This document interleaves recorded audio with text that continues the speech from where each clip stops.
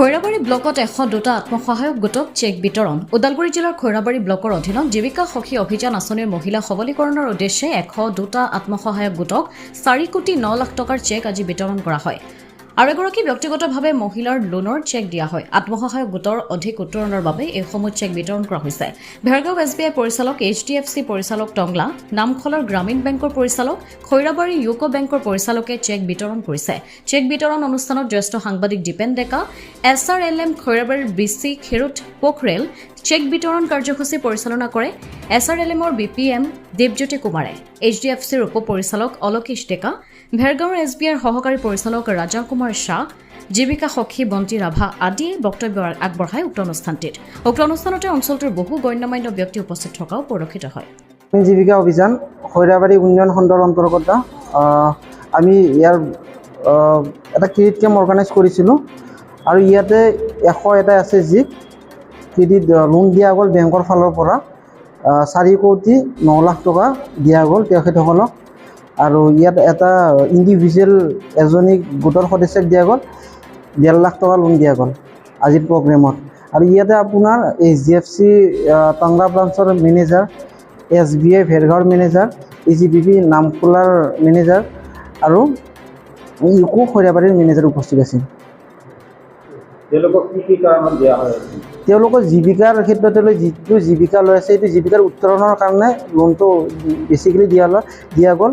আৰু যাতে তেওঁলোকে ইকনমিকেলি ডেভেলপ হয়, ছাষ্টেইন হয়, তেওঁলোকে আৰ্থিকভাৱে সবল হ'বৰ কাৰণে বেংকৰ পৰা লোনটো দিয়া গ'ল, যাতে তেওঁলোকে যিটো জীৱিকা কৰিছে সেইটো জীৱিকা উত্তৰণ ঘটাব পাৰে। নমস্কাৰ, মোৰ নাম দ্ৰৌপদী ভদ্ৰ। মই মূলাগাভৰু গোটৰ চাহিদাক মূলাগাভৰু গোটৰ এজনী সদস্যা হওঁ। আমাৰ এই বৰ্তমান এই জীৱিকা আমাৰ বেকাৰী আছে ঘৰত। আমি তাৰ কাৰণে লোন লৈছিলোঁ। প্ৰথমতে PMFME 40,000 লৈছোঁ, তাৰপিছত 1.5 লাখ লৈছোঁ বেংকৰ পৰা। এতিয়া বৰ্তমান 3,00,000 টকা পাইছোঁ। আৰু 3,00,000 টকা লৈ আমাৰ বেকাৰীটো ধুনীয়াকৈ চলি আছে। তাৰ লগতে আমাৰ ওচৰৰ ঘৰৰ দুজনমান ল'ৰাও তাতে কৰ্ম কৰি আছে, আমি নিজেও চলি আছোঁ। আৰু ল'ৰা দুজনৰ ঘৰখন পোহপালন দি আছে ধুনীয়াকৈ, আৰু আমাৰ ঘৰখনত ধুনীয়াকৈ চলি আছোঁ। বৰ্তমান এতিয়া আমাৰ ঘৰৰ একো অসুবিধা নাই, ধুনীয়াকৈ মানে চলিব পাৰিছোঁ। সেইটোৱে। আৰু আমাৰ এই ঘৰৰ পঢ়া শুনা যিখিনি আছে ল'ৰা ছোৱালী সেইখিনিকো ভালকৈ পোহপালন দিব পাৰিছোঁ।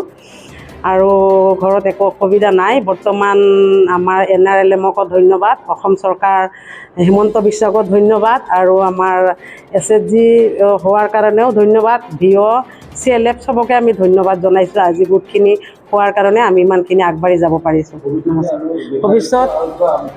ভৱিষ্যত আৰু বেকাৰীটো আৰু ডাঙৰকৈ হোৱাৰ কাৰণে সম্ভাৱনা আছে, আৰু আমি চেষ্টা চলাই আছোঁ। অহাবাৰমান আৰু বেংকৰ পৰা কৈছে 6 লাখ মান দিব লোন।